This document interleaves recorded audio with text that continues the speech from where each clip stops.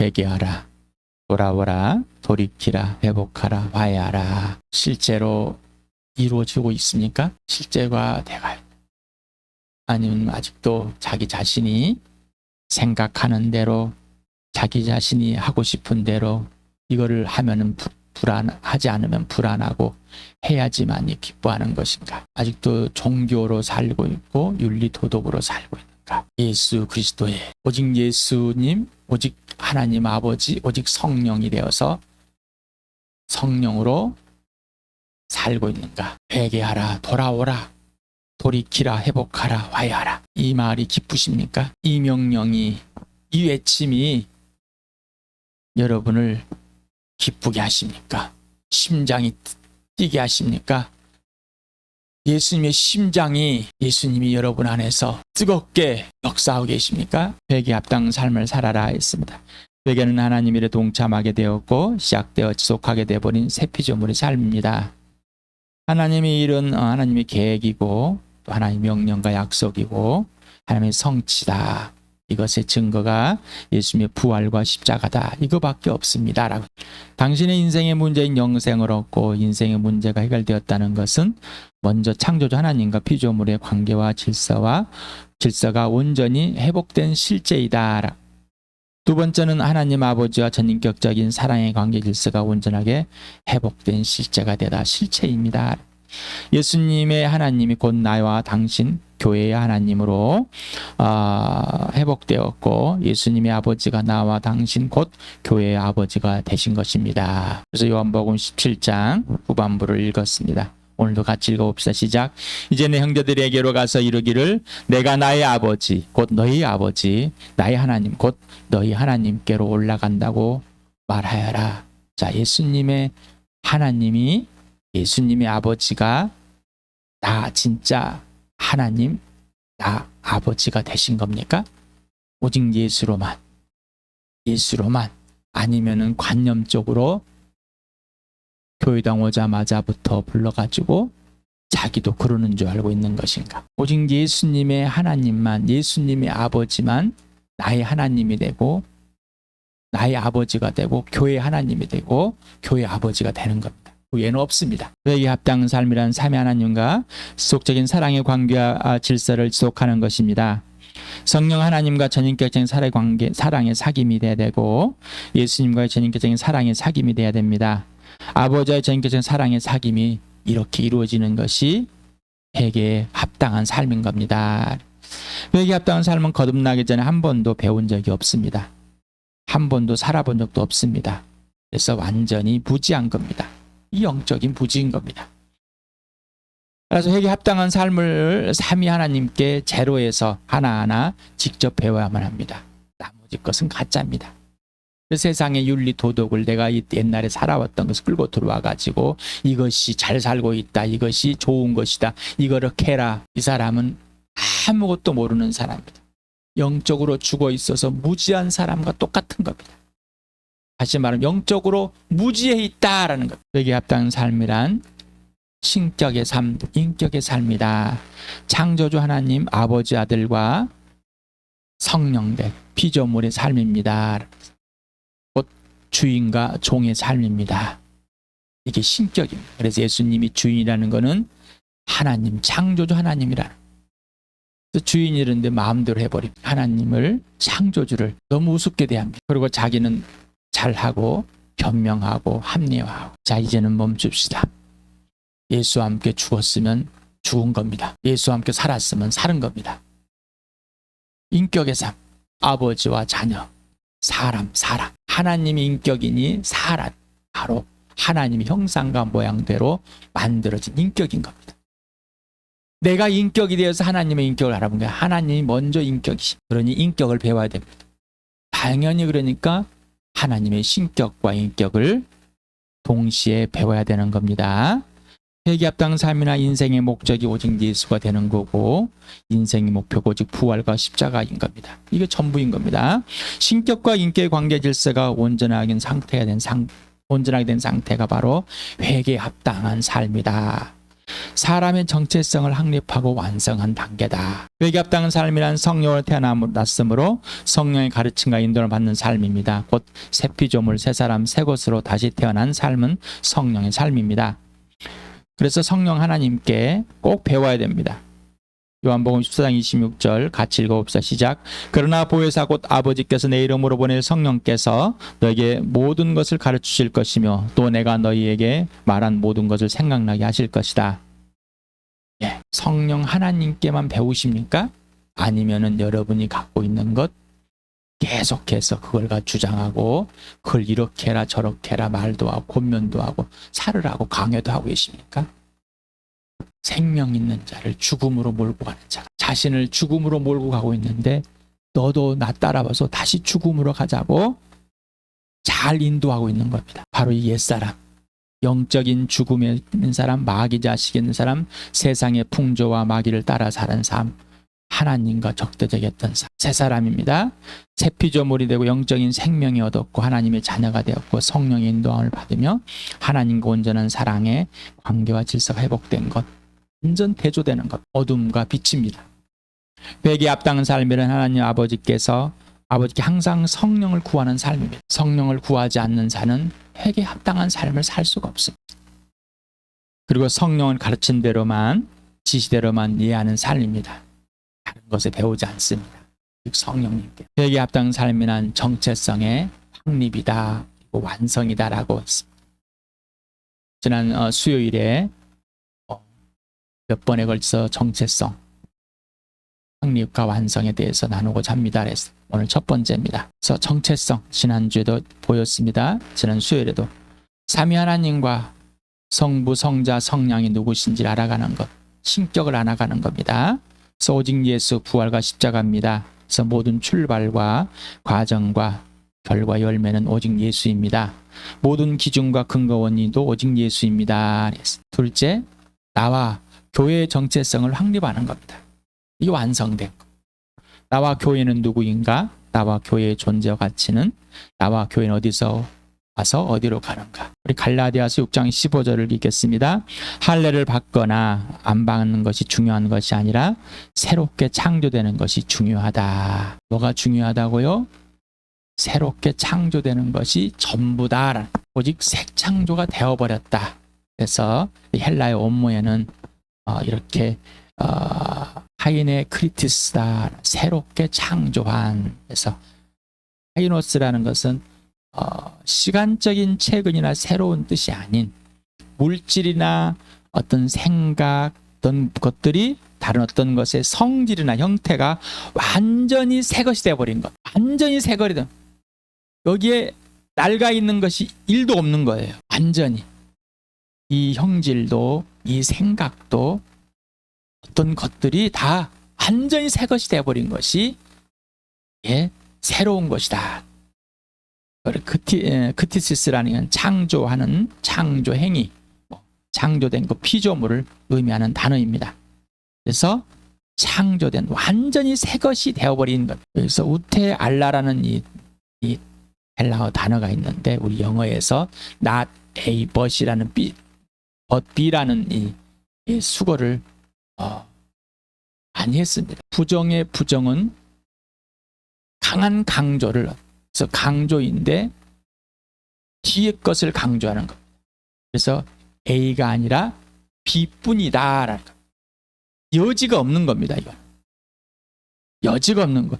A도 잠깐 있는데 B가 더 중요한, 비교급이 아니라 비교의 대상이야. 그냥 B뿐. 그래서 할례를 받냐 무할례냐 받지 않느냐, 어떤 율법이나 윤리 도덕을 행하느냐 안 행하냐, 이게 중요한 게 아니라 아버지와 아들과 성령, 창조주 하나님으로부터 다시 만들어지냐, 이게 중요한, 이게 전부인 겁니다. 그래서 새로 창조되기 전에 율법을 행하거나 행하지 않거나, 윤리 도덕을 행하거나 행하지 않거나, 그리고 새로 창조된 후에도 율법을 행하거나 행하지 않거나 윤리 도덕을 행하거나 행하지 않거나가 중요한 것이 아니라 새롭게 창조된 것이 뭐라고요? 전부다. 오직 새 창조다. 이 말은 뭐, 오직 아버지와 아들과 성령이 전부다, 이 말인 거예요. 율법을 법을 행하라 하지 말아라 비눌리도 살라 앉아 이런 얘기가 아닌 거예요. 살지 말으라 이런 얘기가 아니라 뭐라고요? 그것이 문제가 돼 그것이 우선이 되는 것이 아니라 오직 예수 그리스도 오직 하나님 아버지 오직 성령이 전부다. 삼위 하나님을 빼버리면은 그분과 관계 질서를 빼고 어떤 걸 한다는 것은 있을 수 없는 일이라는 겁니다. 이게 전부인 겁니다.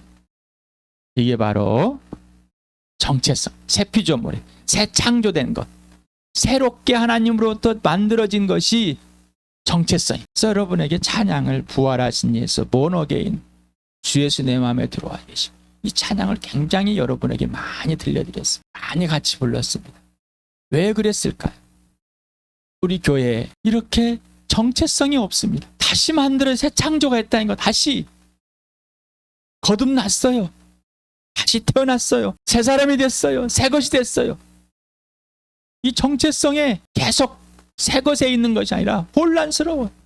허망해요. 이것이 없이는 나머지 건 없는 겁니다. 고린도서 5장 17절 그러므로 그러한즉 누구든지 그리스도 안에 있으면 는 새로운 피조물입니다. 옛것은 지나갔습니다. 보십시오. 새 것이 되었습니다. 여기서도 이제 똑같습니다. 갈라디아서 6장 15절과 가인의 디스스라는 이 단어를 동일하게 썼습니다. 새로운 피조물. 왜 거기는 새로 창조된, 거기는 하나님의 창조 행위, 여기는 만들어진 것. 이게 더 중요하기 때문에 하나님의 창조 행위로 우리는 만들어진 겁니다. 그래서 새 것입니다. 그래서 그러므로 그러한 적 누구든지 그리스도 안에 있으면이란 2인칭인데 현재형을 썼습니다. 단수 현재. 예수 안에만 있는데 한 사람. 집단도 아닌 것. 한 사람. 각 개인을 말하는 각 개인. 그래서 인격 대 인격으로 실제와 실제가 된 사람. 예수 안에 진짜 있는 사람. 예수님이 그 안에 있는 사람. 막연하게 나 예수 안에 있어요. 아이고 우리 하나님 안에 있죠. 이런 개념의 이런 관념의 이런 게 아니라 진짜 인격, 내 인격이 이 사람이 예수라는 이 사람 인격 안에 그대로 있는 거예요. 그리고 그분의 창조주 예수 그리스도 창조주 되신 분 안에 그대로 있는 것.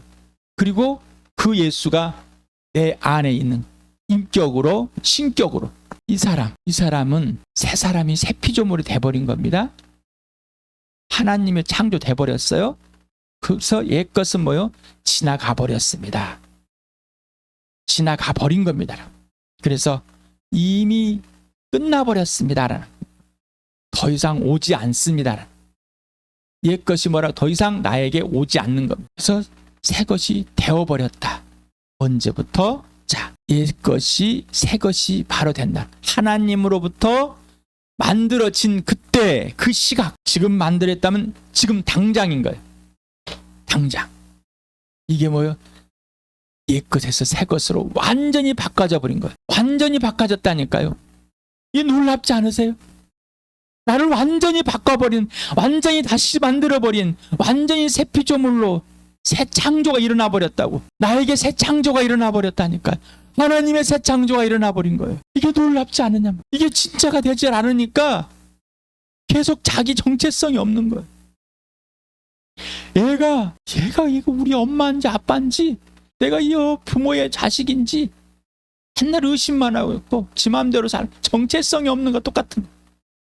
대한민국 국민인지 아닌지는 정체성이 없어. 그런데 이 창조된 하나님으로부터 다시 새롭게 다시 만들어진 죄에서 완전한 생명으로 죽음의 생명을 옮겨놓은 이 새 피조물, 새 사람 하나님께서 다시 만들었다니요.